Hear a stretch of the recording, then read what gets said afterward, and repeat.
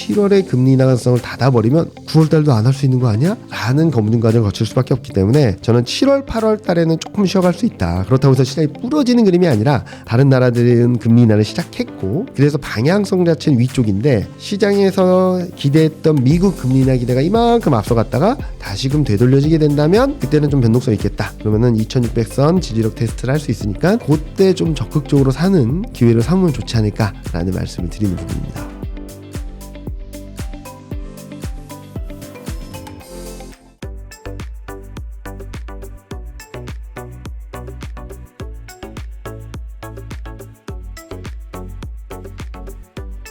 저는 대신증권 리서치센터에서 투자 전략을 담당하고 있습니다. 또 오랜만에 나왔는데 최근 시장 흐름들이 굉장히 일일비하는 굉장히 한 주 굉장히 급변한 모습 보여주고 있는데 6월, 7월에는 어떤 흐름 보여줄지 그리고 하반기에는 어떻게 가져가야 될지 전반적으로 말씀드리도록 하겠습니다. 일단은 저희 대신증권에서 전망하기로는 미국 금리 인하는 2번 가능하다. 9월, 12월 가능하다라는 말씀을 드리고 있고요.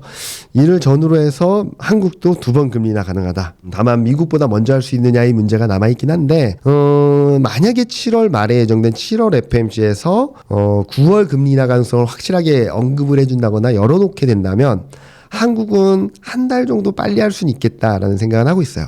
다만 7월 FMC에서 연준이 계속 금리 인하에 대한 문을 닫아놓는다? 라고 하면은 한국도 미국 금리 인하 눈치를 보면서 좀 늦춰질 수밖에 없다 정도로 보시면 될 것 같아요. 그래서 제가 아까 말씀드렸던 것처럼 6월 말 7월 초까지는 좀 상단을 열어놓되 7월 달에는 조금은 확인하고 가자라 말씀드렸던 이유도 7월 초에는 FMC 의사록이 나오고요. 6월 물가 확인해야 되고요.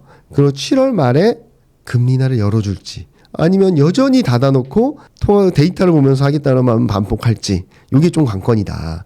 만약에 또 닫아놓으면은 7월 달에는 좀 변동성이 있을 수도 있거든요. 그래서 6월 말 9월 초까지는 좀 적극적으로 대응을 하되 이제 7월 초가 지나면서 6월 FMC 의사록을 확인할 때쯤 돼서는 조금은 더 욕심부리기보다는 일부 정리를 해서 그 다음 스텝에 좀 준비할 필요가 있지 않을까라는 생각을 하고 있습니다. 채권 금리가 코스피의 향배를 결정짓는 데 되게 중요해요.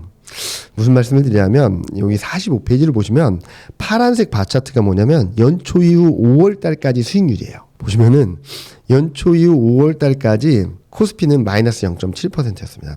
뭐 대만은 18% 오르고 뭐 S&P 500도 10% 이상 오르고 다 10% 오르고 그러는데 코스피가 좀 되게 소외됐죠. 그 이유는 1월 이후 채권 금리가 전반적으로 반등을 하는 흐름이었어요. 레벨 자체가 높아진 거죠. 3.7이었 3.7, 3.8이었던 채권 레벨이 뭐 4.5도 넘어서기도 했고 최근 좀 떨어지면서 6월 들어서면서 좀 바뀌고 있거든요.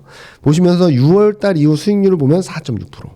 대만, 나스닥 다음에 한국이 제일 잘하고 있습니다. 무슨 말씀을 드리냐면 채권 금리에 코스피는 되게 예민하다. 라고 말씀을 드리고 있어요. 자, 그러면은 다시 돌아가서 그럼 왜 채권금리에 예민할까? 첫 번째로는 외국인 선물 매매가 채권금리에 왔다 갔다 합니다. 채권금리가 반등을 하면 매도, 채권금리 하락을 하면 매수. 요 그림 보시면은 요 회색선이 미국채 10년물인데 회색선이 쭉 떨어지니까 외국인이 쫙 사죠, 선물을. 반등을 하니까 와장창 매도를 했어요. 또 정체되니까 사고, 또 반등하니까 팔고, 내려가니까 사고, 계속 거꾸로 되고 있거든요. 그래서 채권금리가 레벨 다운 되니까 좀 반등을 하는 모습들을 보여주고 있고, 최근 외국인 선물 순매수가 들어오면서 좀 반전을 좀 주도하고 있다라고 생각을 할 수 있겠죠. 그리고 또 하나 아까 말씀드렸던 것 중에 하나가 달러가 좀 강했던 흐름에서 중국 경기가 좀 살아나는 그림들, 특히 소비 모멘텀이 살아나는 그림을 보여주면 1390원, 80원 왔다 갔던 채권 달러 인덱스 원달러 환율이 1350원 밑으로 갈 거거든요. 그러면은 현물 시장에도 외국인 순매수가 들어오면서 저는 좀 6월 말 7월 초에는 코스피가 좀 다른 나라들보다는 좀 잘하지 않을까 라는 생각을 하고 있어요. 그래서 앞서 말씀드렸던 미국 증시가 좀 등락이 있다 하더라도 저는 코스피는 뭐 2800선 후반대까지는 열릴 수 있다고 생각하거든요. 6월 둘째 주 2770에서 계속 막혔는데 저도 원래는 1차 목표치를 2770으로 말씀드렸어요. 왜냐면은 여기가 확정 실적 기준 PBR 1배가 2770이었거든요. 근데 저는 2830 은 기본적으로 한다라는 말씀드리고 있거든요. 왜 그러냐면 여기 49페이지 밑에 그림 보시는 것처럼 확정 실적 기준 PBR 1배가 원래 2770에 있던 게 BPS가 상향 조정되면서 2830까지 올라가 버렸습니다. 그러니까 더 이상 2770은 전고점이라는 의미 말고는 밸류에이션 측면에서는 더 이상 저항대의 의미가 없어진 거예요. 그래서 2830까지 갈 수 있다. 더 올라간다면 선행 PR 그리고 선행 PBR을 봤을 때 2870에서 89까지 열리기 때문에 저는 이번에 목표치를 말씀을 드리면 2830까지는 무난하게 간다. 그리고 더 올라간다면 2800선 후반, 2900선 돌파 시도까지 열릴 수 있다 정도로 정리드릴 수 있을 것 같습니다. 하반기는 시점에 대한 논란을 빼버리고 방향성에 대한 생각을 해본다면 이런 결론이 내릴 수 있을 것 같아요. 미국은 경기 둔화되지만 중국, 유럽, 한국, 미국 이외의 지역들의 경기는 턴어라운드 하고 있습니다. 경기는 회복되고 있고, 그리고 이 와중에 22는 먼저 금리 인하했고, 캐나다도 금리 인하했고, 스위스, 스웨덴 금리 인하했고, 뭐 언젠지는 명확하게 몇 월 며칠입니다 말씀드려 있겠지만 미국도 한국도 금리 인하를 할 거예요. 그리고 하반기로 가면서 유럽도 그리고 캐나다도 추가 금리 인하할 겁니다. 자, 그러면은 미국 이외의 지역은 경기는 살아나는데 글로벌 주요국들이 금리 인하가 돼요. 너무 좋은 환경이라고 생각을 하겠죠. 그리고 또 하나는 다른 나라들, 미국 이외의 지역들의 경기는 살아나는데 미국이 경기가 둔화되면 달러는 약해집니다. 그러면 그동안 미국만 좋았던 시장에서 미국 이외의 지역들이 좀 살아나는 그림들이 나올 수 있겠다라는 종합적인 결론이 낼 수 있거든요. 그래서 저는 하반기 등락은 있긴 하겠지만 하반기 전체적인 흐름을 봤을 때는 3,100 이상 코스피는 열려있다 정도로 말씀을 드리고 있어서 요 밑에 그림 보시는 것처럼 금리나 시점이 뭐 추세를 결정짓는다라기보다는 추세의 전환 시점을 결정지어줄 뿐이지 지금은 방향성 자체가 코스피가 얼만큼 움직일지에 대한 그림들을 좀 그려주고 있다라는 말씀을 드리고 있습니다. 일단은 여기 그림 보시면은 제가 뭐 최근 코스피 2630까지 가고 있었음에도 불구하고 이건 언더슈팅이다. 2800, 2850까지 기본적으로 간다는 말씀드렸는데 여기서 시장이 좀 변동성이 커지는 거는 첫 번째로는 지금 금리 인하, 그러니까 점도표보다 금리 인하 기대가 다시 커지는 구간으로 들어왔어요.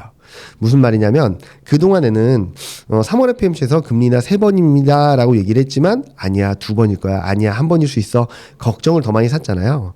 근데 지금은 점도표로 금리 인하 1번입니다 했는데 지금은 아니야 2번이야, 아니야 3번도 가능하지 않을까 말인 기대를 사고 있는 과정이에요. 그러면 이 기대치를 충족할 정도의 지표들이 뒷받침돼야 되는데 되는지를 확인해야 돼요. 그래서 아까 말씀드렸던 7월 초에 6월 FOMC 회의록을 봐야 되는데 그렇게 비둘기파적이진 않을 것 같아요. 왜냐하면 점도표 변화도 있었고 물가 전망도 상향 조정했고 금리 동결을 발언한 사람도 4명이나 돼요. 이런 언급들이 나오면은 우리의 기대가 2번 이상 할 수 있는 기대가 맞는 걸까라는 의심을 하겠죠. 그리고 6월 CPI가 7월 중순에 나오는데 6월 CPI에서 플랫하거나 반등이 나오면 다시 시작해야 돼요. 2달 연속 둔화됐다가 반등을 하면 8, 9 이렇게 가야 돼요. 그런 부분들이 좀 남아있어요. 그리고 7월 말에 금리 인하를 열어줘야지, 7월에 금리 인하를 안 한다 하더라도 금리 인하를 열어줘야지 9월, 12월 금리 인하 가능성 2번 가능성이 열리는데 7월에 금리 인하 가능성을 닫아버리면 한 번인가 봐. 9월 달도 안 할 수 있는 거 아니야? 라는 검증 과정을 거칠 수밖에 없기 때문에 저는 7월, 8월 달에는 조금 쉬어갈 수 있다. 그렇다고 해서 시장이 부러지는 그림이 아니라 아까 말씀드렸죠. 미국 이외 지역의 경기는 돌아서고 다른 나라들은 금리 인하를 시작했고 그래서 방향성 자체는 위쪽인데 시장에서 기대했던 미국 금리 인하 기대가 이만큼 앞서갔다가 다시금 되돌려지게 된다면 그때는 좀 변동성이 있겠다. 그러면은 2600선 지지력 테스트를 할 수 있으니까 그때 좀 적극적으로 사는 기회를 삼으면 좋지 않을까라는 말씀을 드리는 부분입니다. 많은 분들이 제가 3,000방 얘기하면은 그럼 PR 몇 배까지 가요? 막 이런 얘기를 하세요. 그리고 밸류 프로그램이 있으니까 밸류에이션이 좋아지는 거 아니에요? 라고 하시는데 전 밸류에이션이 더 확장되지는 않을 거라고 생각하고 있어요. 그래서 제가 생각하는 그림은 여기 54페이지 그림 보시면은 여기 보시면은 실적이에요. 실적. 지금은 금융장세라기보단 실적 장세거든요.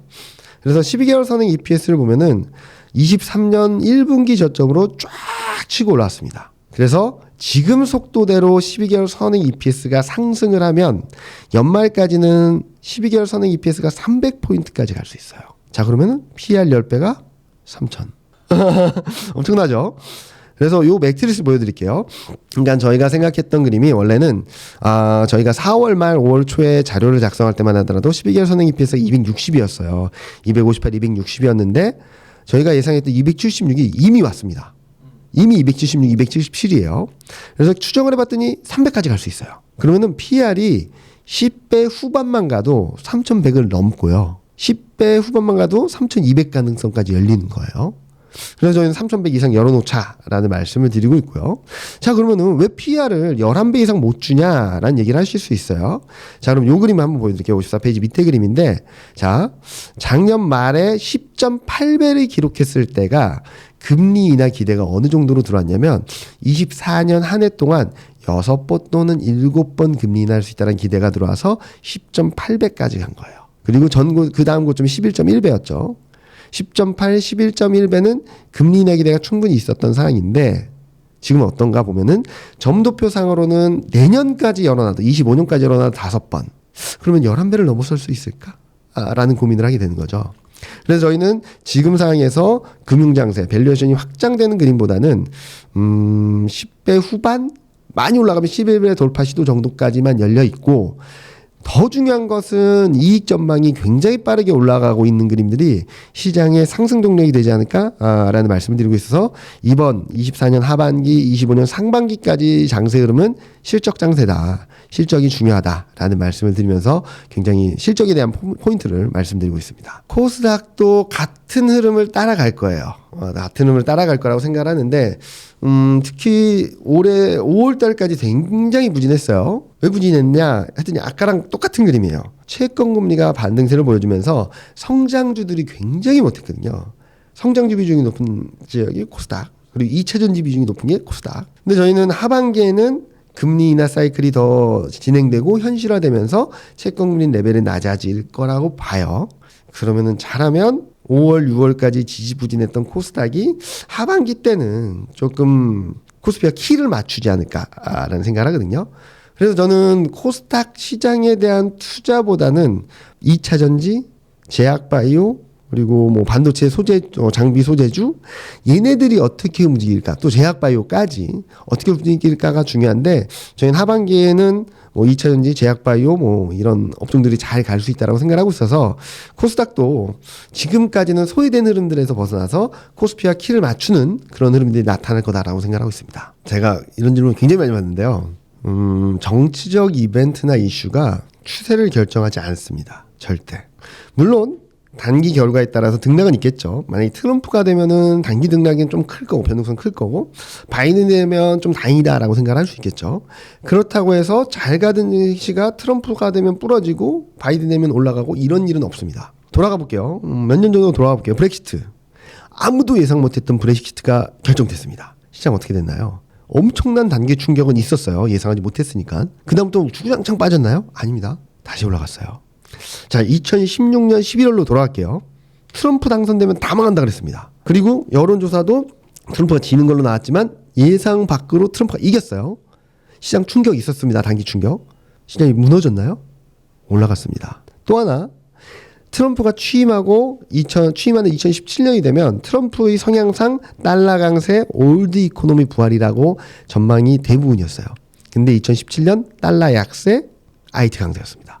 무슨 말씀을 드리냐면 이런 큰 흐름이 있는데 누가 되느냐에 따라서 어떤 대선 결과가 나오는지에 따라서 이 큰 흐름을 가는 과정에서 등락이 있을 수 있고 더 좋았다가 좀 쉬어갈 수도 있고 밀렸다가 올라갈 수도 있겠지만 누가 되느냐에 따라 이 큰 흐름이 부러지거나 갑자기 올라가거나 그런 일은 없다는 거예요. 그럼 뭐가 중요하냐? 이 사람이 당선되고 취임하고 그 다음 펼치는 정책에 따라서 이 큰 흐름이 더 빨리 꺾일 수 있고 이 큰 흐름이 더 연장될 수 있는 그림이지 누가 되고 안 되고에 따라서 이 큰 흐름이 갑자기 부러진다거나 막 망해가던 사람이 갑자기 올라가나 그런 일은 없습니다.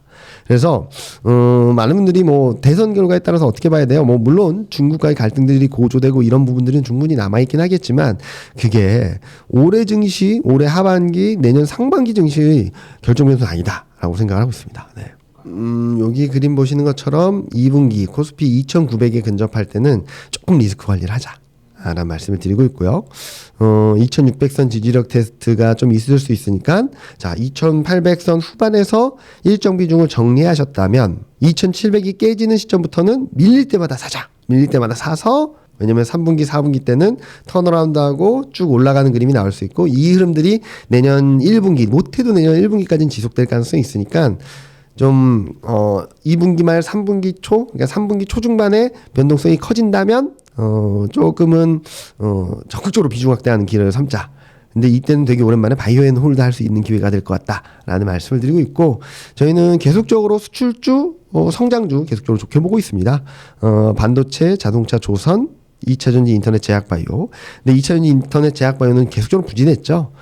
금리 인하 사이클들이 명확해지고 하면은 좀 바뀌지 않을까라는 생각을 하고 있고 특히 2차전지 인터넷 제약 바이오는 하반기 실적이 레벨업 돼요. 물론 기대감이 크다라고 얘기할 수는 있겠지만 2분기 실적 시즌을 통해서 실적에 대한 신뢰도를 쌓게 된다면 저는 주가 반전은 충분히 나올 수 있다라는 말씀을 드리고 있으니까 그동안 잘했던 업종들을 더 따라가기보다는 지금 지지부진한 업종들을 좀 사면 좋지 않을까라는 말씀을 드리고 싶습니다. 제가 웅날 책방 와서 여러 번 말씀드렸던 것 중에 하나가 지금 반도체 사이클은 그림에서 보시는 것처럼 2016년, 17년 사이클과 비슷하다.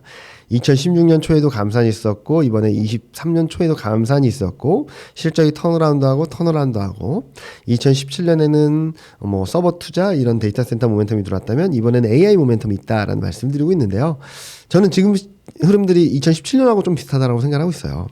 그리고 더 눈에 띄는 것 중에 하나는 여기 실적을 한번 보시면은 2018년 2분기가 전자도 닉스도 사상 최대 실적이었거든요. 이미 닉스는 그때 고점을 넘는다는 전망이 들어오고 있고요. 이익이. 전자도 거의 비슷한 그림이다라고 보시면 될 것 같아요. 그래서 저는 반도체 업종의 추세적인 상승에 대해서는 의심하지 않는다라는 말씀을 드리고 있고 그동안 전자는 10만 원, 닉스는 20만 원, 뭐 이미 닉스는 20만 원 넘긴 했지만 무조건 간다라고 말씀드렸는데 그런 흐름들은 여전히 유효하다라는 생각을 하고 있어요.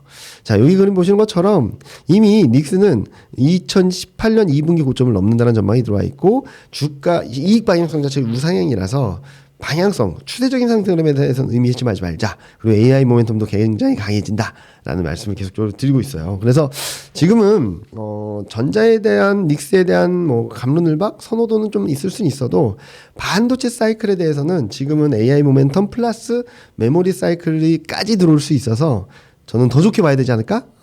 더 상단을 열어놔야 되지 않을까라는 말씀 많이 드리고 있습니다. 먼저 이거는 짚고 넘어가야 될 것 중에 하나는 많은 투자자분들이 전자가 엔비디아 수주를 받으면 상승, 엔비디아 수주를 못 받으면 하락이라고 생각하시는 것 같아요. 근데 삼성전자 하이닉스가 AI 반도체만 하나요? 훨씬 더 높은 비중이 메모리 반도체입니다. 지금 메모리 반도체 사이클이 돌려고 하고 있어요. 반도체 수출 좋았다면 무슨 지금 돈다라고 하는 거니? 라고 하실 수 있는데 이 그림 보시면은 수출액은 그냥 늘었습니다. 수출액은 좋았어요. 계속. 23년 초를 저점으로 수출 금액이 쭉 증가했는데 이 증가한 이유는 가격 때문이에요. 가격. 여기 빨간색 선이 뭐냐면 수출 중량, 물량인데 이거는 계속 떨어졌어요. 가격은 급등했는데 실질적인 수출 물량은 떨어졌는데 곱하다 보니까 금액이 늘어난 것처럼 보였던 거지 메모리 반도체에 대한 수요는 그동안 굉장히 약해졌다는 거예요. 거꾸로. 그러니까 전자가 뭐 AI 모멘텀이 왔다 갔다 할 수밖에 없었죠. 근데 이게 의미 있게 2월 달에 수출 물량 저점을 찍고 3월, 4월 달에 반등하기 시작하고 있어요. 무슨 말이냐? 메모리 반도체 사이클이 살아나고 있다는 거예요. 실질적으로. 그래서 저는 전자를 볼 때는 우상향 그림은 맞는데 엔비디아 수주가 나오면은 이 우상향 속도나 각도가 굉장히 가팔라질 수 있다. 엔비디아 수주를 못 받아도 완만한 상승은 가능하다 정도로 생각을 하고 있어요. 그래서 저는 전자는 지금 그래프에 보여드리는 것처럼 지난번에 73,000원까지 갔었잖아요. 언더슈팅이었다. 그리고 75,000원, 80,000원 돌파 시도를 하고 있는데 저는 뭐 80,000원, 85,000원 돌파 과정에서 등락은 있겠지만 연말까지 10만원은 뭐 충분히 가지 않을까라는 생각을 하고 있습니다. 그리고 닉스는 너무 좋아요. 추세도 되게 단단해요. 근데 지금 22만원, 23만원 수준에 상승 추세대 상단의 저항이 있어요. 그래서 지난주 후반부 보면 돌파 시도하다 마이너스 났거든요. 그래서 지금 닉스는 20만원 후반, 22만원대에서 추격 매수하기 너무 부담스럽다. 20만 원이 깨지면 좀 분할 매수하는 게 좋지 않을까? 즉 말씀드리는 건 전자가 만약에 7만 원 후반대로 좀 밀려나면 사도 되겠다. 8만 5천 원까지 열어놓고. 다만 닉스는 오히려 22만 원대에 사기보다는 20만 원이 깨질 때부터 밀리면 조금씩 사 들어가자. 결론적으로 말씀드리면 지금으로 본다면 전자가 좀 더 매력적이다. 그렇다고 해서 닉스를 팔고 전자로 가자는 게 아니라 얘네 둘을 같이 가져가는 가운데 자 똑같이 100만 원을 사셨다고 하더라도 그동안 얘는 너무 많이 올라서 이렇게 올라와 있고 얘는 요만큼밖에 못 올라왔겠죠. 이만큼 수익이 난 부분을 전자 쪽으로 좀 이동시켜서 다시 비중을 맞추자라는 거예요. 그러니까 100만 원짜리 투자했는데 얘는 130만 원, 얘는 110만 원 됐다면 여기서 15만 원 정도를 빼서 125만 원, 125만 원 맞춰놓다는 거죠. 그럼 얘가 이렇게 또 되겠죠. 전자가 더 올라서. 그러면은 얘를 수익 난 부분 좀 정리해서 다시 맞춰놓고. 이러면은 아마 내년까지, 내년 1분기 상반기까지 수익이 꽤 나지 않을까라는 생각을 하고 있으니까 그런 식으로 많이 오른 것은 좀 줄여서 좀 덜 오른 거 사고 또 역전되면 또 더 많이 오른 건 좀 줄이고 좀 덜 오른 거 사고 하면은 여러분들 반도체로 만도 수익을 꽤 거두실 수 있지 않을까 생각을 하고 있습니다. 최근 시장 흐름들을 보면 많은 분들이 좋다 하는 거는 좀 쉬어가고 에이 뭐야 이런 것들이 뭐 의외로 올라가는 경우가 많아요. 그래서 지금은 시점에 대해서는 정확히 말씀드리긴 좀 어려운데 지금부터는 그동안 못 올랐던 애들 메모리 반도체 관련된 장비나 소재 쪽들 전공정 쪽들 또 한번 잘 찾아보시면 좋을 것 같아요. 그러면은 뭐 최근 애플도 많이 급등을 하고 있고 이런 그림들이 나오게 된다면 의외로 메모리 반도체 쪽에서 이 턴어라운드 가능성이 좀 높아지고 있거든요. 그때 튀어오를 만한 소부장들을 좀 관심 있게 바라보자. 지금 너무 뜨거운 애들을 따라가는 것보다 오히려 저는 좀 바닥권에서 벅벅 기고 있는 애들, 오른 거 하나도 없는 애들 이쪽을 바라봐야 된다라는 말씀을 드리고 있어요. 2차전지도 작년 하반기 올해 1분기 때 똑같은 현상이 벌어졌습니다. 7월 8월까지 너무 좋다라고 했던 애들은 와장창 깨져 있고 5월 6월 7월 달에 얘도 2차전지야? 라고 말했던 애들은 대폭등을 하고 이런 그림들이 나올 수 있거든요. 지금은 좀 텀을 좀 길게 올해 하반기 전체로 놓고 보면서 많이 못 오른 소부장들을 한번 다시 되돌아보는 게 좀 필요하지 않을까라는 생각을 하고 있습니다. 올해 연초 이후 수익률 한번 보여드릴게요. 61페이지 보시면은 연초 이후 가장 수익률이 높은 건 기계, 은행, 보험, 유틸리티, 자동차, 필수소비재, 조선, 반도체 정도예요. 그러니까 시클리컬, 금융주, 저PBR주, 반도체 정도예요. 반대로 오른쪽으로 가면 수익률이 가장 낮은 게 철강, 소프트웨어, IT 가전, 디스플레이, 화학 에너지, 2차 전지, 인터넷, 디스플레이 뭐 이쪽이에요. 그래서 너무 극명하게 엇갈려 있다. 그러면은 많은 분들이 야 이제 기계 금융 계속 사야 된다라고 생각하실 수도 있겠지만 저 같은 청개구리 같은 사람들은 아 이제는 뭐 낮아 있는 애들 사야 될 거 아닌가라는 생각을 하는데 6월 달부터 좀 변화가 나타나기 시작하고 있어요.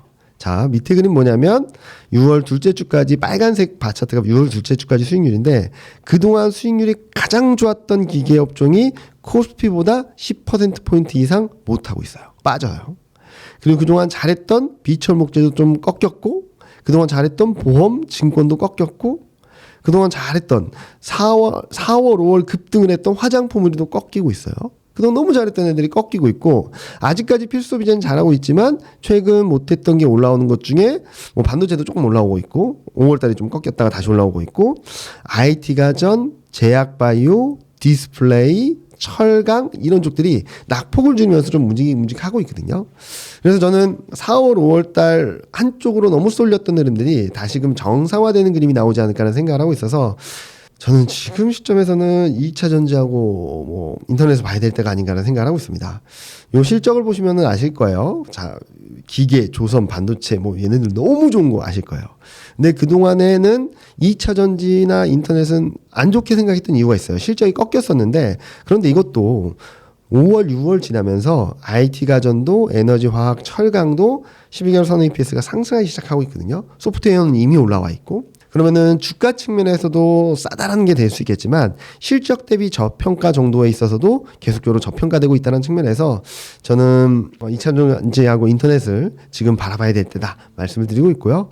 주가 측면에서 본다 하더라도 지금 2차 전지는 굉장히 언더슈팅했다가 좀 회복되는 언더슈팅을 극복하는 과정 지금 쫙 빠졌다가 반등했다 좀 밀리고 있는데 여기에서 다시금 바닥을 잡으면 쫙 치고 올라가는 그림이 나올 수 있으니까 저는 단기적인 측면에서도 저는 2차 전지 인터넷 계속적으로 바라봐야 된다라는 말씀을 드리고 있어요. 그래서 하는 사이에 10% 15%팡 튀는 그림들이 나올 수 있다고 생각하거든요. 그 시점이 아마 6월 말 7월 초 정도가 될 수 있다고 생각하고 있고, 그 뒤에 좀 등락이 있다 하더라도 저는 추세 반전을 모색해 나가지 않을까라는 생각을 하고 있습니다. 트럼프 기조예요. 몇 달 전에는 미국 내 전기차를 다 없애버리겠다 했던 사람이 트럼프입니다. 그러니까 트럼프는 전형적으로 신재생 에너지 쪽에서는 투자를 절대 안 하고 이쪽엔 돈을 줄 수 없다 라는 스탠스라서 그쪽이 계속적으로 드라이브를 걸고 있는 거죠. 정책 드라이브를. 자, 그러면은 보조금 법안 폐기할 수 있을까요? 그거는 양당, 민주당, 공화당 합의해서 통과시킨 법안이라서 쉽게 폐기되지는 않을 것 같아요. 근데 물론 심리적으로 위축될 수 있겠죠. 발언에. 근데 방향성을 자체를 당장 하루아침에 바꾸기는 어렵겠다라는 생각을 하고 있어서 트럼프의 강경한 발언으로 인해서 시장이 출렁출렁할 수는 있겠지만 저는 실현되긴 좀 어렵겠다. 특히 올해 하반기 내 또는 내년 1분기 내에 이 모든 것들이 실현되긴 좀 어렵지 않을까? 라는 생각을 하고 있어요. 그래서 지금 거기에 따른 또 이유도 좀 중국 전기차에 대한 보조금 압박을 하면서 관세 압박을 하면서 좀 억누르고 있는 상황인데 그런 것들로 인한 등락은 있겠지만 저는 여기서 시장이 무너질까? 그거보다는 이런 불확실성까지 상당 부분 주가가 선반영하고 있어서 지금은 좀 언더슈팅이 나왔다 회복되는 과정에서 출렁이는 거죠. 워낙 많이 빠지면은 반등할 때도 세고 이 등락 과정도 되게 세요. 그러다가 튀는 그림들이 나올 수 있는 그림이 아마 6월 말 7월 초까지는 좀 급반등하는 여력이 더 커지고 있다라는 생각을 하고 있습니다. 아까 말씀드렸듯이 금리 인하 사이클에서는 성장주가 좀 매력도를 더 높여줘요. 항상 그렇듯이. 그럼 와중에 아까도 말씀드렸죠. 올해의 장세는 실적 장세다. 실적이 끌어간다. 자, 먼저 인터넷 업종의 실적을 보여드릴게요. 1분기, 2분기는 플랫한데 3분기, 4분기는 좀 레벨업 됩니다. 상반기 대비 하반기 이익 모멘텀을 보면 최상위권에 위치한 게 인터넷이에요. 그리고 1분기 실적 시즌에 잘했어요. 그리고 최근 1분기 실적 시즌을 통해서 생성형 AI 서비스 작년 8월 달에 내놨는데 그걸 통해서 광고 수익이 잡히고 있다는 게 나오고 있어요. 그러면은 저는 2분기 실적 시즌 지나면서는 다시 한번 실적에 대한 컨빅션을 심어주면서 금리 인하 사이클을 맞물려서 좀 올라가는 그림들이 나오지 않을까라는 생각을 하고 있어요. 지금 가격대에 있을 리는 없다. 레벨은 높아질 거다라는 생각을 하고 있고요. 2차 전지도 1분기 실적이 작년 4분기 실적 대비 튀었습니다. 레벨이 업됐어요. 그리고 하반기 실적도 레벨업 돼요. 근데 주가가 못 갔죠. 왜 그러냐? 1분기 실적 시즌에 작년 4분기보다는 좋긴 했는데 컨빅션을 심어주지 못했어요. 예상보다 18% 못했어요. 그러니까 웬만한 종목들은 다 쇼크였다라는 거예요. 그 와중에 기업들이 컨퍼런스 콜 하면서 2분기도 좀 힘들어요 라고 얘기하니까 4분기는 일회성 비용 때문에 그랬고 2분기는 모르겠구나 라는 생각을 했던 것 같아요. 근데 2분기 실적을 통해서 좀 시장이 좀 안정을 찾으면은 저는 하반기 실적 레벨에 대한 부분들이 충분히 반영될 수 있다고 생각하고 있고, 또 하나는 아까 말씀드렸죠. 미국 이외의 지역 경기가 살아나고 미국 경기가 슬로해지면 달러는 약해집니다. 달러가 약해지면 원자재 가격은 올라요.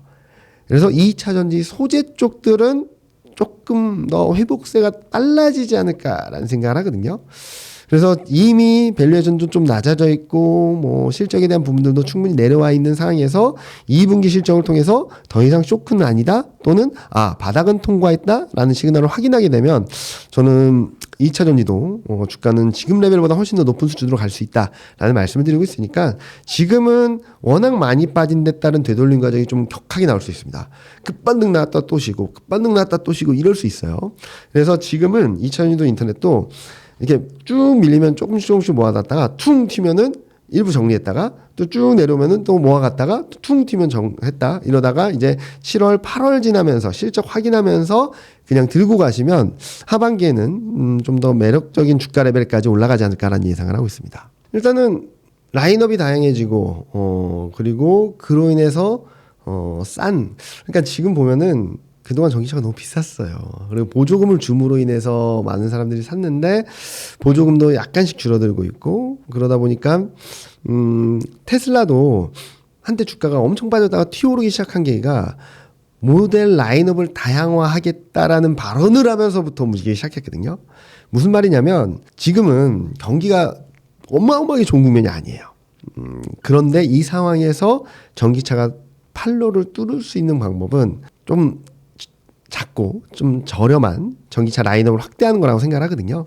그래서 그런 부분들의 대응력을 강화하는 기업들은 그래도 잘 버텨주고 있고, 그렇지 못한 기업들은 계속적으로 지지부진한 흐름들이 나오지 않을까라는 생각을 하고 있는데, 무엇보다도 자, 여러분 생각하실 게 전기차 성장이 꺾였나요? 이제 감소인가요? 아니에요. 무슨 말씀을 드리냐면 전기차 성장은 유효해요. 근데 그동안 너무 잘 갔죠. 왜냐면은 미국도 할 거야 라고 하면서 미국 경기 너무 좋아 라고 해서 전기차 성장의 기울기가 이 정도라고 기대했던 게 이렇게 올라간다고 생각을 했던 거예요. 그러니까 주가가 이렇게 올라가다가 이렇게 올라가다가 이렇게 올라간다니까 쫙 날아간 거죠. 그러다가 이 정도 유지된다라고 했으면은 지지력 테스트하고 다시 갔겠죠. 근데 쫙 날아갔는데 잠깐만, 이 정도는 아닌 것 같아. 기울기가 이렇게 떨어질 것 같아. 더 떨어질 수도 있어 라고 하니까 주가가 와장창 깨져서 바닥을 못 벗어나고 있는 거예요. 이 기울기가 다시 올라가면은 제일 좋은 방법인데, 그러기 위해서는 중국하고 유럽 경기가 살아나야 된다는 그림이 명확하게 나와야 될 것 같아요.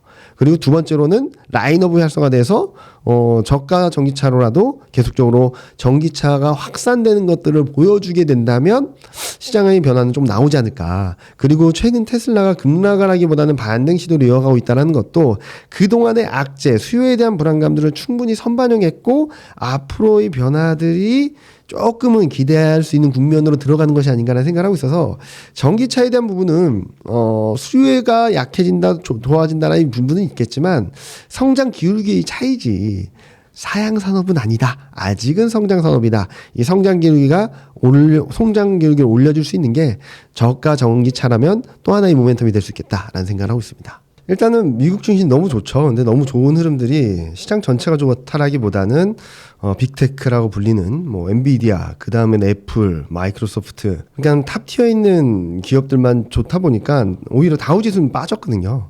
이런 차별적인 모습들을 보여주고 있고, 코스피도 좀 비슷한 흐름이죠. 그동안 잘 가던 업종들만 잘 가고 소외받던 업종들은 계속적으로 부진한 흐름들을 보여주고 있어서 많은 투자자분들이 지금에서는 따라가야 될까 아니면 싼 걸 더 사도 될까 굉장히 고민이 커지는 시점이라고 생각하거든요. 그런데 지난주 물가지표, 그리고 FOMC 회의, 그리고 이번 주에 있을 중국 경제지표들, 이런 것들을 확인하게 된다면, 그리고 좀 6월달 흐름들로 약간의 변화 조짐은 나타나고 있거든요. 그런 것들을 본다면 지금부터는 잘 갔던 것들을 따라가는 것보다는 어떻게 하면 싼 것을 잘 사서 트레이딩 관점에서 수익을 극대화할지 좀 고민해야 될 시점이 아닌가라는 생각을 하고 있습니다. 일단 FOMC는 여기 4페이지 그림 보시면 아시겠지만 금리 동결은 다들 알고 있었던 사실이죠. 그래서 금리 동결이냐 뭐냐에 대한 관심은 전혀 없었고, 모든 투자자들의 관심은 점도표, 금리 인하는 얼만큼 얘기를 해줄까라는 그림이었는데, 일단은 많은 투자자들이 예상했던 것보다는 24년 점도표는 좀 매파적이었습니다. 그러니까 금리 인하 3월 FOMC 때까지만 하더라도 24년에는 금리 인하 3번 할 수 있어요 라고 했는데, 이번 6월 FOMC에서 한 번으로 축소됐거든요. 어떻게 보면은 되게 매파적이다 라고 할 수 있었지만 시장에서는 그렇게 반응을 하지 않았죠. 왜 그런지 말씀을 드리면, 첫 번째로는 그동안 금리 인하 한 번밖에 안 할 거다라는 우려는 4월 말부터 시장이 선반영을 했었고요. 두 번째로는 여기 24년 점도표를 보시는 것 지나서 25년, 26년을 보시죠. 그러니까 24년은 3번에서 1번으로 줄었는데 25년은 3번에서 4번, 26년도 3번에서 4번으로 늘었습니다. 자, 그럼 더하기를 해볼게요. 24년, 그러니까 3월 FOMC 때는 24년 3번, 25년 3번, 26년 3번, 총 9번입니다. 근데 이번에 점도표가 수정됐는데 24년은 한 번이긴 한데 25년, 26년 합쳐도 또 9번이에요. 그러니까 즉 26년까지 금리 인하 사이클은 유효하다. 시점이 좀 늦춰졌을 뿐 금리 인하는 3.1, 26년까지 3.1까지는 간다라는 게 보여지다 보니까 시장에서는 시점이 지연됐을 뿐 금리 인하 사이클은 여전히 탄탄하구나라는 것들을 예상할 수 있었고, 또 하나는 3번을 하면 고민하겠죠. 언제 하는 거야? 3, 6, 9, 12 중에 언제 하는 거야? 라고 하는데, 이번에는 24년은 한 번으로 하고 25년 4번, 26년 4번 하면 금리 인하가 시작되면 금리 인하 사이클적으로 가겠구나. 분기마다 3, 6, 9, 12, 3, 6, 9, 12 사이클이구나 라는 것들을 기대하면서 시장에서는 우려보다는 좀 안도가 좀 크지 않았나라는 생각을 하고 있고요. 또 하나 요 점도표 분포도를 볼게요. 6페이지인데 여기 보시면은 금리 동결을 주장한 연준위원이 4명, 금리 인하 한 번이 7명, 금리 인하 두 번이 8명이에요. 숫자로 보면 금리나 두 번을 주장한 사람들이 더 많았던 거고, 직전에, 그러니까 FOMC 결과가 나오기 직전에 5월 CPI가 잘 나왔잖아요. 만약에 그걸 확인했다면 바뀌었을 수도 있겠다라는 생각을 하는 거죠. 그래서 지금은 간발의 차로 금리나 한 번이었지 금리나 두 번 가능성도 충분히 있다라는 점도표 분포도가 나오다 보니까 시장에서는 선반영했다는 점, 그리고 금리나 사이클은 여전히 유효하다는 점, 그리고 두 번 금리나 연준위원들이 8명 제일 많다는 점들이 시장에서는 표면적으로는 매파적인 FOMC라고 하더라도 내부적으로 뜯어보면 그래도 안도할 수 있을 만한 변수들이 좀 많았다라고 평가를 할 수 있을 것 같습니다. 일단은 예상보다 낮았다라는 게 되게 중요했던 것 같아요. 4월 CPI가 예상보다 높았기 때문에 시장은 좀 불안정했던 흐름이었고, 자, 중요한 건 뭐냐면 CPI가 2달 연속 둔화됐다라는 점입니다. 연준 위원들의 언급들을 좀 정리를 해보면 최소한 CPI가 3개월에서 5개월은 둔화돼야지 금리 인하를 고민할 수 있겠다라고 얘기를 했는데, 연준 위원들 발언들을 종합해보면 최소한 3개월에서 5개월 정도 물가가 둔화돼야지 금리 인하를 고민하겠다라는 얘기를 했는데, 그동안에는 한 2달 둔화됐다가 한 달 튀고 계속 왔다 갔다만 했어요. 근데 이번에는 2달 연속 둔화되고 6월 CPI까지도 둔화될 수 있다는 기대감이 들어오면서 시장에서는 좀 안도감, 디스인플레이션에 대한 기대감들이 들어왔고, 특히 PPI는 반등할 것으로 예상이 됐어요. 여기 10페이지 그림 보시면 PPI는 4월 2.2에서 2.5로 반등할 것으로 예상됐는데 2.2, 헤드라인 PPI는 플랫했고요. 그리고 코어 PPI는 이것도 반등할 것으로 예상됐는데 둔화됐죠. 그러니까 전반적으로 물가 둔화세가 재개되는 거 아닌가? 라는 생각을 하게 만들었던 거예요. 그래서 전반적으로 물가가 둔화된다는 것은 다시금 디스인플레이션에 대한 기대감을 자극했고, 그래서 점도표는 24년 점도표는 한 번 금리 인하를 얘기를 하고 있지만 시장에서는 2번 금리 인하를 기대하는 그런 촉발했던 시작점이 아닌가라는 생각을 합니다. 자, 그러면은 물가가 계속 낮아질까요? 등락은 있을 수는 있어요. 근데 제가 말씀드리고 싶은 것은 요 11페이지 그림 보시면 많은 분들이 밑에 그림 때문에 물가 안 떨어지겠다 걱정을 많이 하세요. 왜냐면은 외식 식품은 4%, 에너지 서비스는 4.7, 의약품은 3.1, 주거비는 5.4, 의료 서비스 3.1, 운송 서비스는 10.5. 전반적으로 다 높아요. 근데 여기 그림을 보여드릴게요. 이거는 항목별로 상승률이고, 항목별로 반영 비중을 대입해서 기여도를 봤더니, 여기 보시면은 식품 가격 그리고 에너지 물가 전부 다 0.3, 0.2 정도입니다. 그리고 상품 물가는 떨어지고 있어요. 마이너스 0.3으로. 그리고 주거비가 2. 그리고 운송 서비스가 0.7 정도 영향을 주고 있어요. 즉 말씀드리자면 지금 물가 상방 압력의 가장 큰 부분을 차지하는 게 주거비와 운송 서비스. 다행히 주거비는 계속 둔화되는 그림이고 운송 서비스도 계속 올라오다가 이번에 꺾였거든요. 그래서 저는 물가는 좀 더 안정세를 보일 수 있겠다라는 말씀을 드리는 거고, 자, 하나씩 살펴보여드리면 요 위에 그림 뭐냐면 CPI 주택가격 지수랑 주택가격 변화율 그리고 임대료 변화율이거든요. 이게 1년 1개월 정도의 고점의 시차가 있어서 그 시차를 감안해 보면 올해 3분기까지는 계속 떨어질 겁니다. 자, 3분기까지 떨어져요. 그리고 유가 상승률을 보면 저희가 전망치를 3분기, 2분기 평균을 83달러, 3분기 평균을 86달러로 가정했는데 그럼에도 불구하고 기저효과 때문에 3분기 유가 상승률은 마이너스로 갈 수 있어요. 그리고 곡물 가격은 올라온다 하더라도 이제 막 플러스 반전이 안 되는 흐름이고, 그리고 여기 보시면은 중고차 가격, 신차 가격은 계속 마이너스권에 있고, 임금 상승률이 반등을 했다고는 하지만 기준금리보다 훨씬 낮은 수준이에요. 그리고 우려했던 운임료, 운송 서비스가 반등했던 그림들은 공급망 압력 지수가 여전히 마이너스에서 꺾이는 그림들을 보여주고 있어서 전반적으로 3분기는 특히 주거비와 유가 상승률 그리고 중고차 신차 가격 변화율 이런 것들로 인해서 3분기 물가는 생각보다 레벨이 좀 떨어질 수 있거든요. 그렇게 되면은 저희는 3분기 중에는 7월이 될지 9월이 될지는 좀 봐야 되긴 하겠지만 3분기 중에는 금리 인하 가능성이 충분히 열릴 수 있다 정도로 평가를 하고 있으니까 그런 것들, 물가에 대한 굉장히 걱정 많으신데 그런 것들은 좀 열어놓고 대응을 하시면 좋지 않을까 생각을 하고 있습니다. 지난주 가장 큰 화두였던 것 같아요. 채권금리는 이 그림 보시면은 4.2, 10년분은 4.2, 2년물도 4.700까지 떨어졌어요. 좀 있으면 4.6까지 떨어집니다. 근데 채권금리는 주주죽 떨어졌는데 달러는 이상하게 104포인트였던 게 105.6까지 튀어 올라와 버렸습니다. 통화정책에 대한 불안심도 진정되고 물가에 대한 부담도 덜어냈는데 디스인플레이션에 대한 기대가 들어왔는데 왜 달러는 튀었는가? 이걸 보려면은 상대적인 개념이에요. 달러 약세 압력이 아무리 커진다 하더라도 다른 통화들이 약세 압력이 더 커지면 달러는 자연스럽게 상대적 가치이기 때문에 강해질 겁니다. 자, 여기 한번 복칠게요. 달러 인덱스를 구성하는 통화 비중이 유로화가 57.6%고요. 엔화가 13.6, 파운드화가 11.9, 캐나다 달러는 9.1, 스웨덴 크로나가 4.2, 스위스 프랑은 3.6. 자, 이거 보여드리면 많은 분들이 우와, 유럽도 금리 인하, 캐나다도 금리 인하, 스웨덴도 금리 인하, 스위스도 금리 인하, 이래서 달러가 강한 거 아니야? 라고 하실 수도 있어요. 근데 자, 그러면은 6월 달에 같은 시기에 금리 인하했던 유로화와 달러화를 보면 유로화는 마이너스 0.91 지난주에, 캐나다 달러는 거의 변화가 없었어요. 만약에 금리 인하가 문제였다면 유로화도 폭락을 하고 캐나다 달러도 폭락을 같이 했어야 되죠. 오히려 캐나다 달러가 더 폭락을 했어야 돼요. 그건 아닌 것 같아요. 그럼 뭘까? 그럼 유로가 왜 이렇게 급락을 했을까를 고민하다 보니까 요 그림이 눈에 띄더라고요. 지난주 6월 7일, 10일 저점으로 프랑스 CDS가 100이었던 게 140을 넘었습니다. 일주일 만에 40% 이상 폭등을 했어요. 독일도 한 40 몇이었던 게 지금 60 가까이 돼 있어요. 얘도 40 몇 프로 폭등을 했어요. 무슨 일이 벌어졌을까? 지난주 6월 7일, 9일, 10일을 지나면서 유럽 의회 선거가 있었어요. 의회 선거.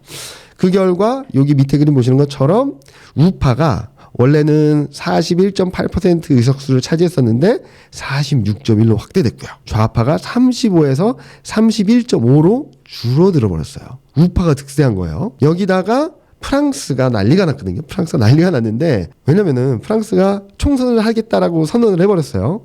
근데 지금 일당이 지지율 1위가 극우 정당이에요. 그래서 지금 프랑스는 어떤 일이 벌어지냐면, 지금 의회 9일 유럽의 선거가 끝나자마자 의회 해산을 하고 총선 결정을 해버린 게 프랑스거든요. 그러면서 극우파 극좌파 할 것 없이 포퓰리즘을 막 쏟아내고, 그러니까 무슨 생각을 할까요? 투자하는 분들은 야, 이러다 재정 파탄 나는 거 아니야? 이런 생각을 하겠죠. 그리고 돌아보니까 여기저기서 시위가 벌어지는 거예요. 극우파는 안 된다, 극좌파는 안 된다. 이래서 지금 제가 뉴스로 접하기로는 150군데에서 시위가 일어나고 있다고 하거든요, 프랑스. 그러니까 정치적 불확실성이 재정 불안 그리고 사회적 불안으로 이어지면서 지금 프랑스 CDS가 대폭등을 한 거예요. 그래서 유로화가 유독 약했다라고 보시면 될 것 같아요. 이런 흐름들은 뭐 프랑스뿐만 아니라 독일이나 이런 나라들까지 조금 불안한 흐름들을 자극하면서 달러를 조금 더, 그러니까 유로화가 급락을 하면서 달러가 상대적으로 올라가는 그림들이 나타났다라고 보시는 게 맞을 것 같아요.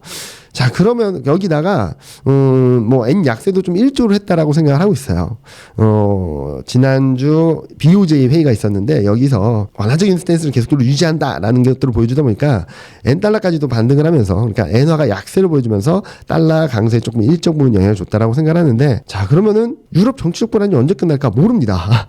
이거를 예측하기는 되게 어려워요. 그래서 제가 그럴 때마다 돌아가는 게, 그러면은 다시 펀더멘털로 가보자.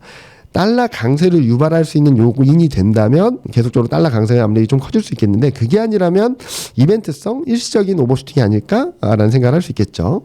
그래서 요 26페이지 그림 보여드리면 파란색이 미국 경제지표 서프라이즈 인덱스거든요. 이게 내려간다라는 의미는 경제지표가 예상했던 것보다 못하다라는 의미고, 이게 올라간다라는 의미는 경제지표가 예상보다 잘한다라는 의미예요. 그래서 이 둘 간이 유로존은 잘하는데 미국이 못하면 달러는 강세로 갈 수밖에 없거든요. 근데 지금 그림 한번 보시죠. 파란색은 마이너스에서 지난주 낙폭을 키웠고, 유로는 잘 버텨줬어요. 플러스권에서. 즉 펀더멘털 환경은 달러 강세를 유발할 수 있는 요인이었는데, 지금 예상하지 못했던 정치적 리스크가 확 터지면서 달러가 강해졌다라고 보는 게 맞을 것 같아요. 자, 그럼 이런 이벤트성으로 인한 달러 강세는 수그러들기 마련입니다.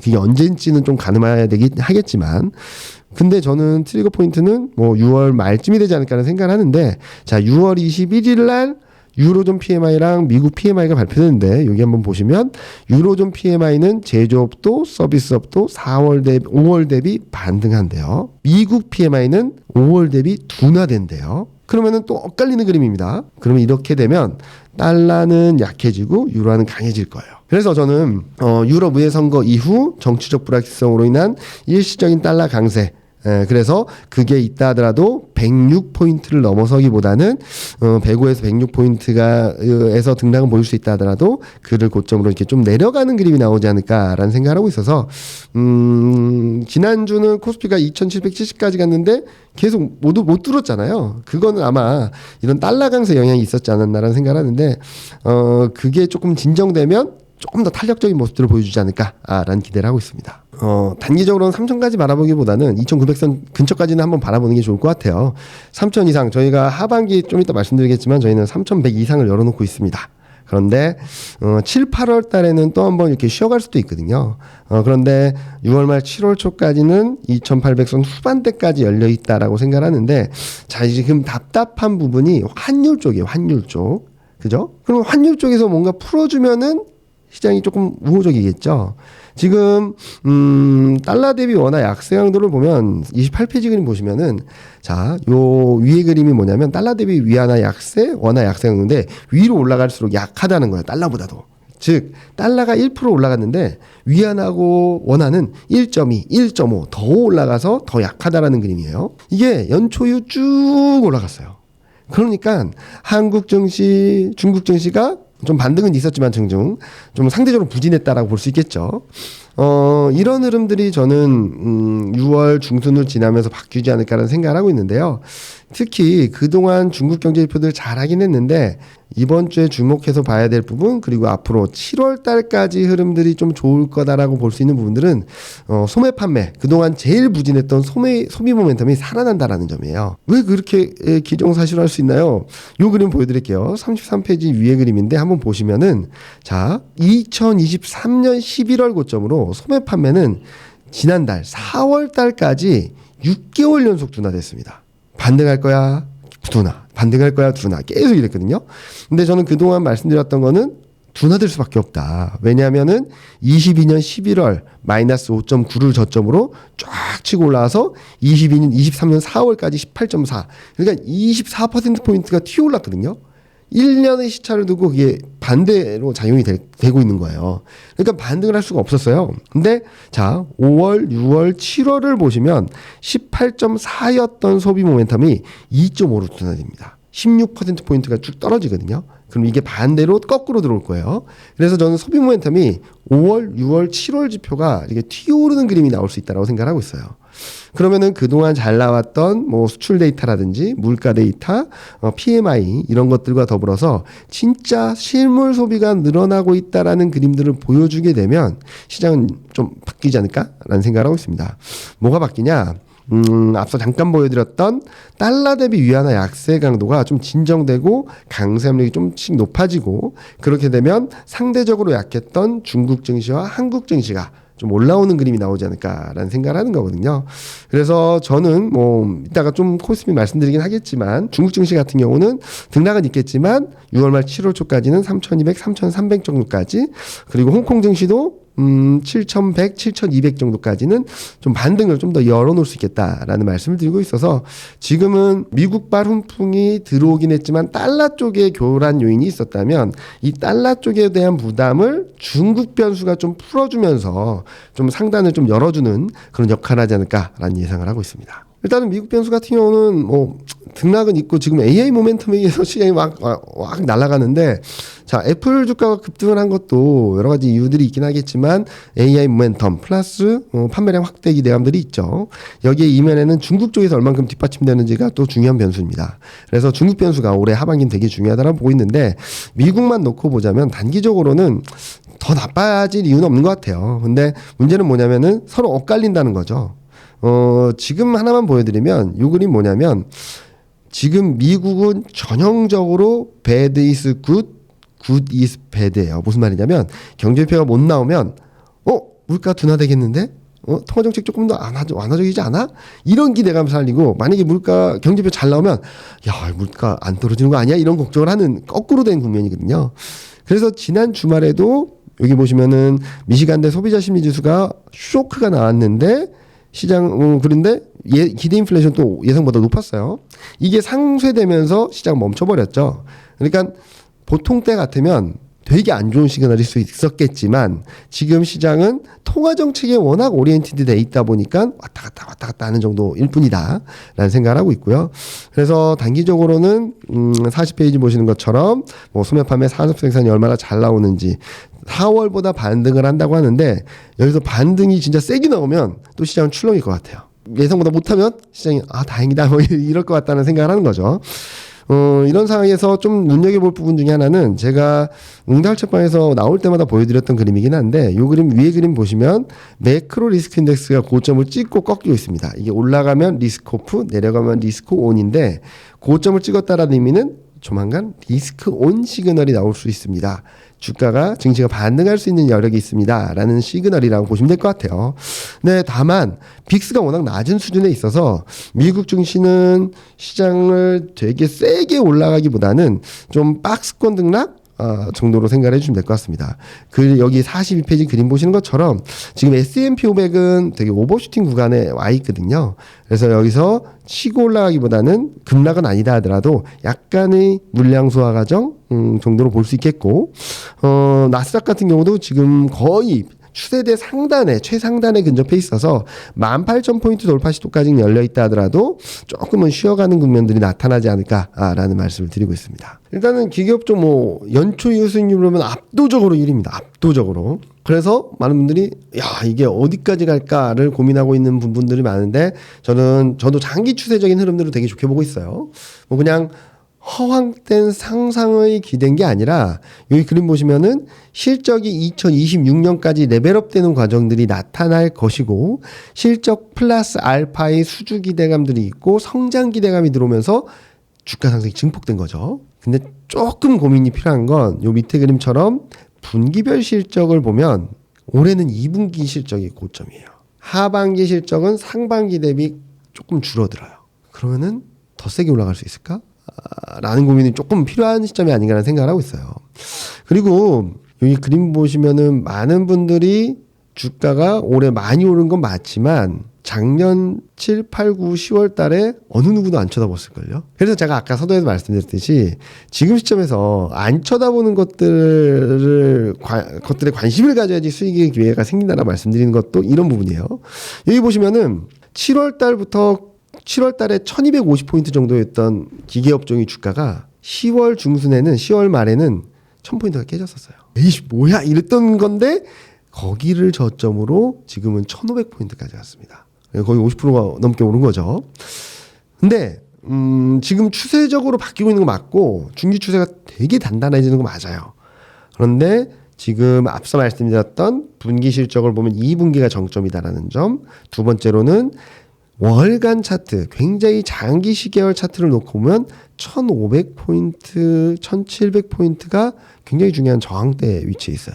그런 상황에서 거래대금이나 이런 것들이 더 세지지는 못하고 있고, 그리고 밑에 보여지는 것처럼 주간 차트상으로는 여기서도 상승 추세대, 되게 단단한 상승 추세대 상단이 1500, 1600 정도예요. 그럼 이걸 뚫고 올라갈 수 있을까? 뚫고 올라가면 갈 수도 있겠죠. 근데 보통은 이렇게 되면 과열이라고 해서 단기 오버슈팅이라고 해서 더 조정을 받을 수도 있거든요. 그래서 저는 지금 레벨에서 더 올라간다고 하더라도 따라가지 말고 한 1250포인트 정도까지 내려오면 그때부터는 좀 모아가도 되지 않을까라는 생각을 하고 있어서 기계업종은 중장기 추세적으로 되게 단단해지고 있는데 단기적으로 50% 이상 올라온 데 따른 되돌림은 좀 필요하다. 되돌려진 다음에 다시 올라가는 그림들이 나올 수 있으니까 그때 되돌리는 과정을 좀 매수 기회로 삼지 지금 1500을 넘나드는 상황에서 추격 매수하기는 오히려 부담스럽다. 오히려 주식 비중이 많으신 분들은 조금 정리하시는 게 맞지 않을까라는 생각을 하고 있습니다. AI 모멘텀의 또 다른 수혜주라고 얘기를 하는 거죠. 전력 수요가 높아질 수밖에 없다라고 하면서 전력 설비 관련된 종목들이 엄청나게 폭등을 했어요. 지금은 기계업종을 말씀드렸지만 그 안에서 더 높은 상승률을 구가했죠. 뭐 저는 충분히 가능한 스토리라고 생각합니다. 그리고 26년, 27년까지 AI 반도체 사이클이 굉장히 강하다라고 한다면 거기에 대한 수반되는 산업들도 올라갈 수 있다라고 생각하고 있어요. 근데 지금 주가 레벨이 거기를 감안했을 때 많은 부분을 선반영한 거 아닌가? 자, 보통은 이런 흐름으로 가요. 기대감에 쫙 올랐다가 그 다음에 따라오는 건 실적을 보여줘야 돼요. 자, 예를 들어 볼게요. 작년에 2차 전지가 어마어마하게 폭등을 했습니다.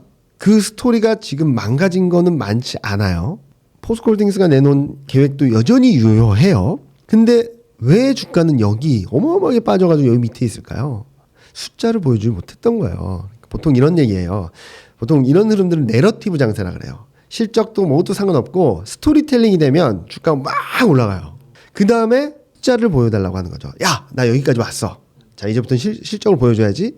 근데 웬만한 기업들은 실적을 보여줄 게 없어요. 왜냐면 너무 많이 올랐기 때문이기도 하고, 홀딩스 같은 경우는 올해 4분기가 돼야지 2차 전지 공장이 처음 지어지니까. 그러니까 그동안에 그거 무시하고 올랐던 거예요.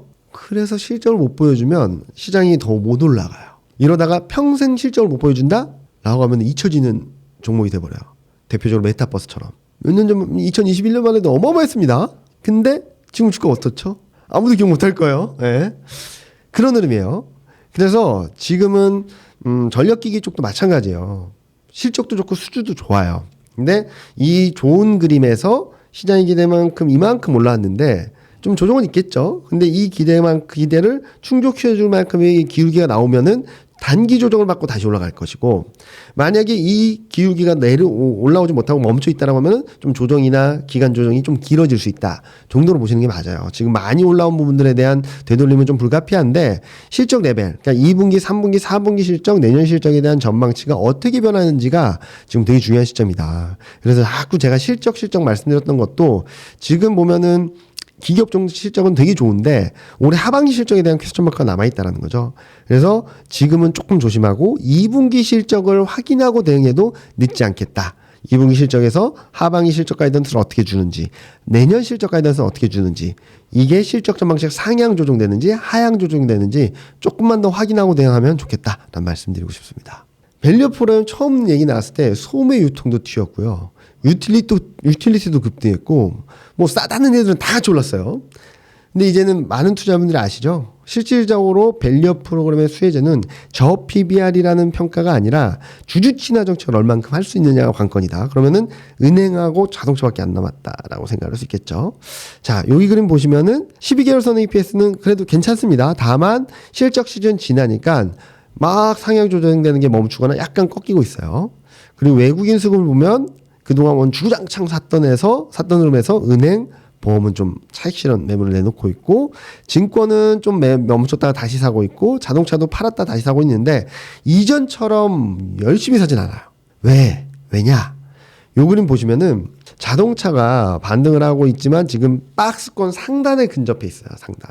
박스권 상단 어느 수준이냐면 세제 정책이 다 나올 수 있다라는 기대감이 반영되게 박스권 상단이에요. 자, 세제 혜택 들어온 게 있나요? 없죠. 그럼 상단을 뚫기는 당분간 어려울 것 같아요. 그래서 저는 하단 좀 내려오면 사도 된다라는 말씀드려요. 왜? 하단을 깰 리도 없거든요. 하단은 세제 혜택이 없을 거야라는 실망감이 만들어낸 하단이에요. 근데 최근 들어서 세제 혜택에 대한 준비를 하고 있다는 얘기들도 나오고 있고, 밸류 프로그램이 시장의 기대에는 못 미친다 하더라도 계속 한 발 한 발 전진하고 있죠. 그래서 상단 하단이 막혀 있다라고 생각하는데 지금 자동차도 금융도 좀 상단에 근접해 있어요. 그러니까 외국인 입장에선 더 적극적으로 사서 위를 뚫어버릴 만한 동력은 좀 약하다라는 거죠. 그래서 저는 자동차와 금융 되게 좋게 보고 있는데 지금은 뛰어들긴 좀 어렵다. 많이 올라와 있어서 많이 갖고 계신 분들은 오히려 좀 정리했다가 쭉 내려오면 좀 사자. 박스권 등락 대응하자 정도로 말씀드리지, 지금은 단기적으로 좀 조심하자, 밀리면 사자 라는 말씀 계속적으로 드리고 있습니다. 일단은 자동차는 저는 4분기에는 넘어서지 않을까라는 생각을 하고 있어요. 왜냐면은 이 밸류 프로그램과 상관없이 4분기에 조지아 공장이 완공돼요. 그럼 아이오닉 7이 생산되겠죠?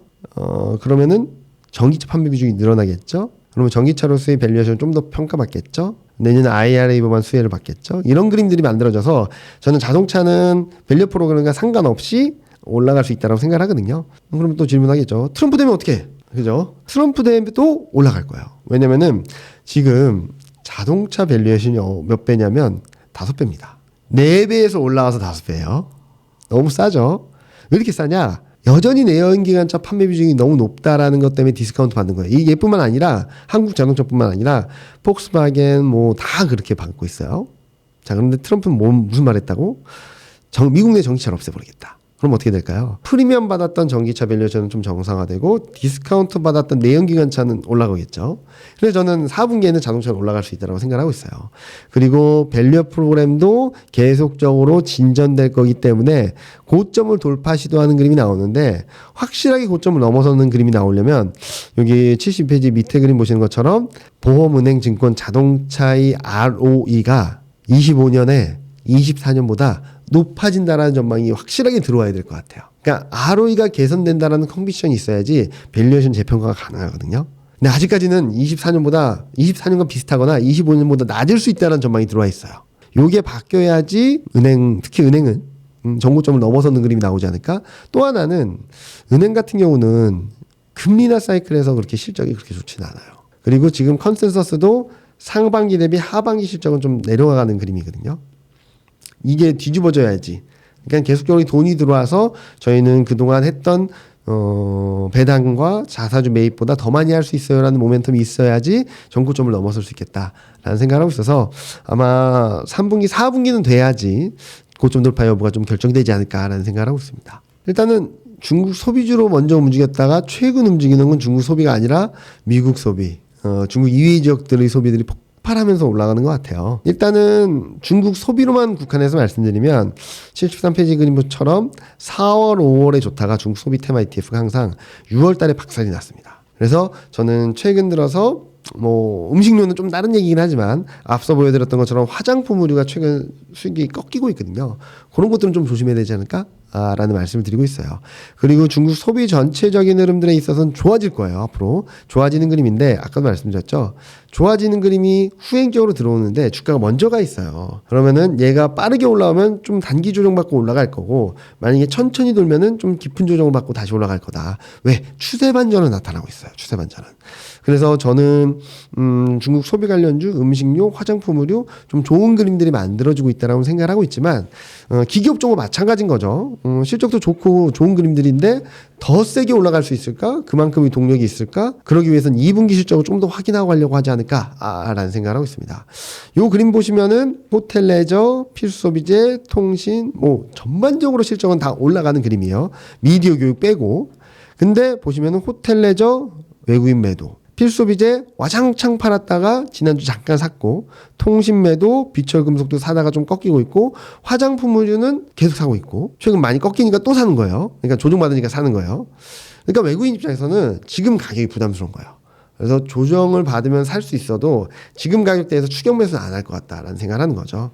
그래서 지금은 워낙 강한 필수소비재나 화장품 의류 좀 꺾였지만 좀 조정시 매수 전략이 맞지. 중국 소비주 그리고 음식료, 화장품 의류 이런 쪽들을 지금 가격대에서 추격 매수하기는 좀 어렵겠다라는 생각을 하고 있습니다. 조선주의 실적 방향성이나 이런 데에 대해서는 의심할 여지가 없어요. 아까도 말씀드렸지만 조선주는 되게 좋아요. 실적도 좋고 다 좋습니다. 그런데 주가는 안 좋은 거는 연초 이후 수익률을 보면 조선주가 되게 애매해요. 코스피보다 잘했어요. 네. 그런데 탄력도적인 측면에서는 그렇게 좀 지지부진한 것 같죠. 왜 그러냐면 4월달 한 달 동안 코스피보다 15%포인트 이상 폭등을 했었어요. 쫙 튀었다가 쉬는 거예요. 기계업종도 쫙 튀었잖아요. 좀 쉬겠죠. 화장품으로 쫙 튀었다가 좀 쉬겠죠. 기계업종도 쉬겠죠. 근데 많은 분들이 헷갈리는 것 중에 하나가 그런 거죠. 주도주 하면서 계속 새로운 업종을 말합니다. 주도주로. 주도주가 뭘까요? 시장이 올라갈 때 같이 올라가고 조정받을 때 같이 조정받고 올라갈 때 같이 올라가는 게 주도주겠죠. 근데 지금 시장이 고점을 뚫고 쫙쫙 올라가고 있나요? 갇혀 있습니다. 갇혀 있는 상황에서 튀는 건 뭘까요? 주도주일까요? 대안주예요. 대안주. 근데 주도주 중에 하나가 조선주라고 생각을 하는 거죠. 반도체고. 그래서 저는 주가 2,800을 넘어서는 과정에서는 그동안 쉬었던 주도주들이 다시 움직일 수 있다라고 생각하는 거고, 그 안에는 조선주도 대표적으로 포함될 수 있겠다라고 생각을 하고 있어요. 그래서 지금 연초 이후 수익률이 대폭등을 한 걸 보면은 코스피가 올라오는 과정에서 시장을 이끌어갔던 업종들은 거의 없어요. 그래서 저는 지금 기계도 좋고 다 좋게 보긴 하는데 지금까지 올라왔던 거는 오히려 대안주로서 시장이 움직할 때 오히려 좀 쉬어가는 그림이 나올 거고, 그동안 주가랑 같이 움직였던 특히 11월, 12월 달에 주가가 대폭등을 할 때 반도체하고 성장주가 움직였거든요.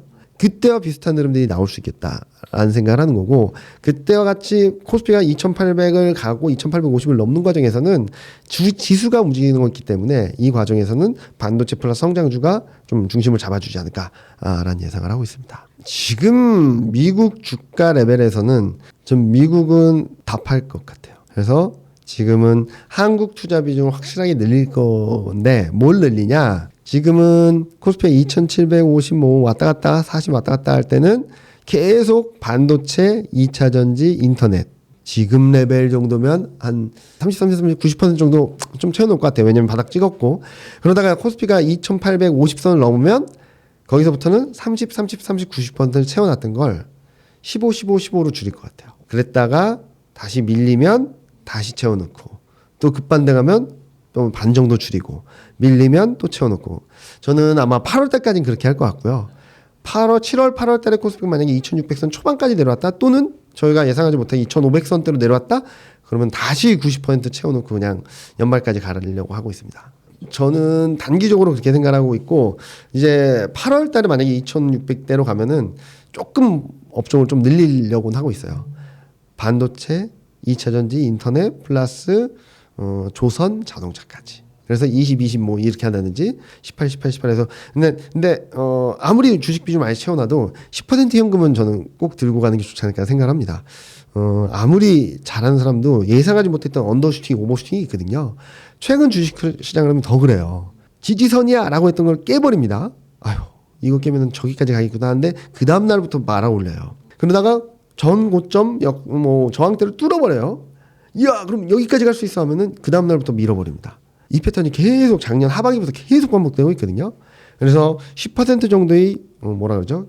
비상금, 긴급 투입 자금은 좀 있어야 되지 않을까라는 생각을 하는 거고, 만약에 언더슈팅이 나오면은 그때는 뭐 레버리지 ETF라든지 그런 걸 통해서 수익률을 극대화하는 전략을 가져가셔도 좋을 테니까 10% 현금 정도는 예상치 못했던 상황에 대비하는 여유 자금으로 내비두자라는 생각을 하고 있습니다. 저 몇 달째 웅달척가 나와서 말씀드리는 건 똑같은 건데요. 더 올라갈 것 같을 때 조금 욕심을 내놓고 더 떨어질 것 같을 때 용기를 내자 말씀을 계속 드리고 있는데, 아마 당분간 한두 달 정도는 더 그렇게 하시면 좋을 것 같아요. 근데 이제 7월 지나고 8월 지나고 뜨거운 여름이 지나면서는 조금은 좀 여유 있게 여름 휴가 가셔도, 좀 사놓고 여름 휴가 가셔도 크게 무리가 없을 것 같다는 생각을 하거든요. 그러니까 6월, 7월 달까지 좀 짧게 매매를 하시면서 여름 휴가 여유 자금을 좀 챙겨 놓으시면 좋지 않을까. 그리고 이 여윳돈으로 충분히 즐기고 오시고 다시 새롭게 시작하셔도 충분히 대응할 수 있는 여지가 생길 거다라고 생각하니까요. 더운 여름 건강 잘 관리하시고 여름 휴가 행복하게 즐겁게 다녀오셨으면 좋겠습니다.